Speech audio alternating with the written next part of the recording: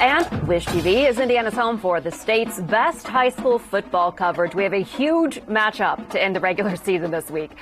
Powerhouses, Lawrence Central traveling to Carmel this morning. Gregory Extra from ISC Sports Network joining us to break down this giant rivalry here.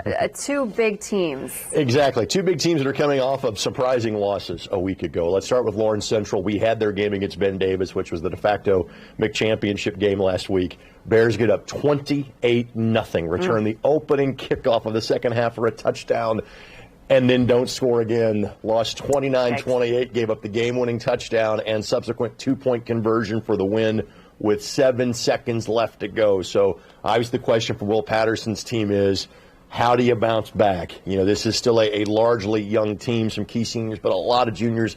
They started a freshman quarterback last week. So mentally, how do you snap back in terms of battling a good Carmel team? On the flip side, Carmel had a 5-game winning streak and had played a Warren Central team that had been struggling and lost that game 20-13. So how does Carmel bounce back? And what's unique about these schools in 6A is that they all know they're off next week. So whatever happens this week, you kind of sit and stew about it for a few days before you get ready for postseason play. So whomever can take momentum into the postseason from this game is absolutely key. And going into last weekend, you predicted that this could happen. You were saying it really depends on how the players show up, anything. These are all really good teams and pretty equally matched for the most part. But the blowout, I mean, nobody really expected that, I don't think. Exactly. So, the thing is, for Lawrence Central, since that was our television game last week, the focus is the same. You say, hey, it's a really great defense against a strong offense.